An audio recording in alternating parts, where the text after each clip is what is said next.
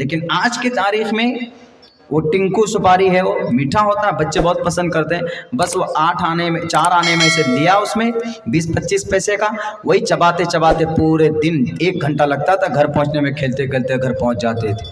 1.5 سال تک مستقل، بارش ہو کہ آندھی ہو کہ طوفان ہو، ہمیں جانا ہے تو جانا ہے۔ ہمارے گھر سے مدرسہ دار الطلبہ جہاں پر قیام تھا مدرسوں کا، آج تو الحمدللہ آپ کے گھر میں آپ کے گاؤں میں مدرسہ ہے۔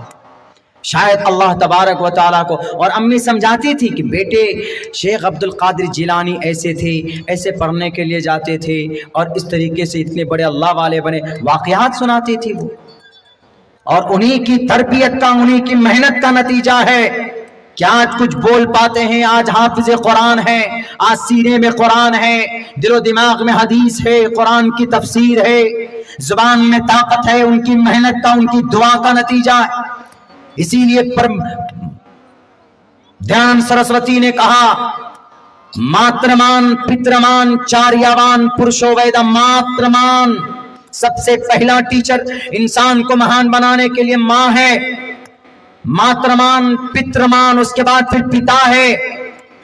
کیسے امی پڑھا رہی تھی، نہیں یاد ہے تو سبب مارتی تھی، اور اس کے بعد جب نہیں سنتے تھے ممی کی بات تو ابا آتے تھے، ابا ڈانٹتے تھے، ماترمان پترمان۔ اس کے بعد پھر جب 7 پارے کا حفظ ناظرہ ہو گیا تب ایک منشی جی کو بلا کر کے لائے کہ یہ بڑا نالائق ہو گیا، پڑھتا نہیں ہے، منشی جی کھال کھینچ دیجئے گا مار کر۔ ڈرا دیتے تھے ایسے کہ کبھی ہمت نہیں ہوتی تھی ادھر ادھر بھاگنے کی، ڈر سے پڑھتے تھے بیٹھ کر کے۔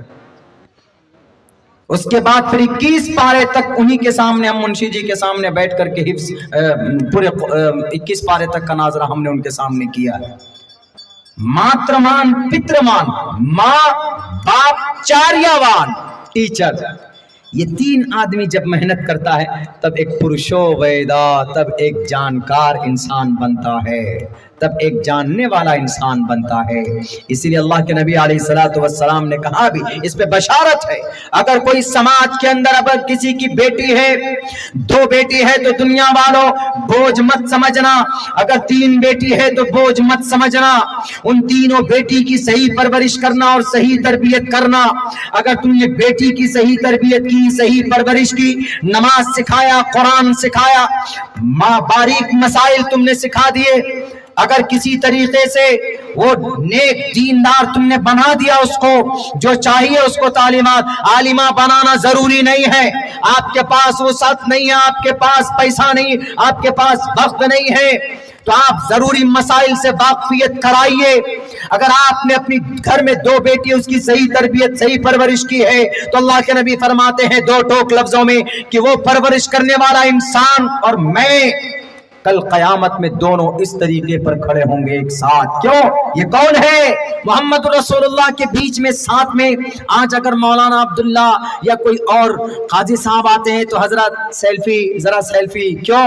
اس لیے کہ بھئی محبت ہے، اس لیے کہ بھئی ہم ان سے محبت کرتے ہیں، آپ کا نام ہے، سوشل میڈیا میں دیکھتے ہیں، اس لیے ہم سیلفی چاہتے ہیں۔ لیکن پوری دنیا کے انسانوں کے امام، سید الانبیاء، سید الاشرف، پوری کائنات کا اشرف، المخلوقات میں بھی اشرف، انسانوں میں بھی اشرف، انبیاء کے رسول کے امام، سب کی وجہ تخلیق کائنات، وہ ان کے پاس اگر کوئی ایسے کھڑا ہوگا، کہاں پر؟ حشر کے میدان میں پوری دنیا کی بھیڑ لگی ہوگی، پوچھے گا کہ کون ہے یہ آدمی؟ اللہ کے نبی کہیں گے کہ یہ وہ انسان ہے جس نے اپنی بیٹی کی صحیح تربیت کی ہے، پرورش کی ہے، دیندار بنایا، نیک بنایا۔ اسی لیے ان کو اعجاز میں میرے ساتھ آج سمان دیا جا رہا ہے۔ بتائیے یہ ساری چیزیں کس سے تعلق رکھتی ہیں؟ یہ ساری چیزیں جانکاری، تعلیم، ایجوکیشن، اس سے ریلیٹڈ۔ ورنہ جب بچوں میں ایجوکیشن نہ ہو، تعلیمات نہ ہو تو پھر بے دینی تو آتی ہی آتی ہے، لیکن سماج پھر آگے نہیں بڑھ پاتا، سماج پھر بہت دور تک، بہت آگے تک نہیں جا پاتا ہے۔ میرے بھائیو، آج ہم نے تعلیم کا دامن چھوڑا تو آج ہم لوگوں کو دنیا کے کچھ طاقت پرست لوگ ہیں جو ہم کو کہتے ہیں کہ بھئی یہ دنیا کی منحوس قوم ہے.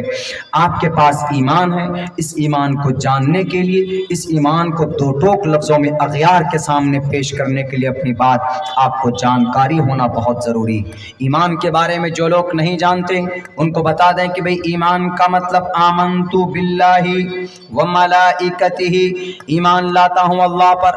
صرف اللہ پر ایمان لانے سے کوئی مسلمان نہیں ہوتا.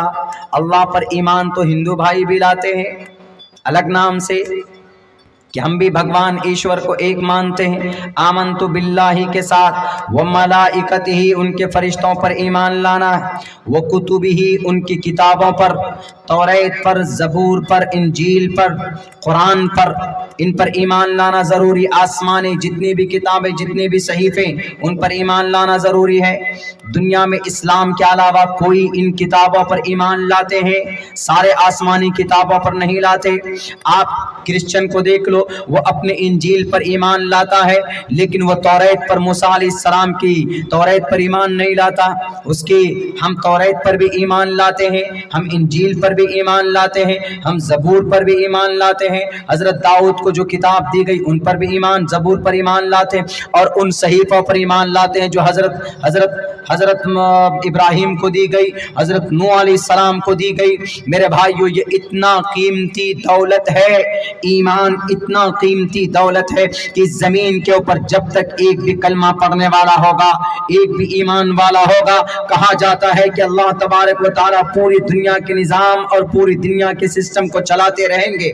آپ اور ہمیں شکریہ ادا کرنا چاہیے کہ جس کے واسطے سے، جس کے وسیلے سے اور جن کی وجہ سے اور جن کی امتی میں اللہ تبارک و تعالیٰ نے ہمیں اور آپ کو پیدا کیا، وہ کون ہے؟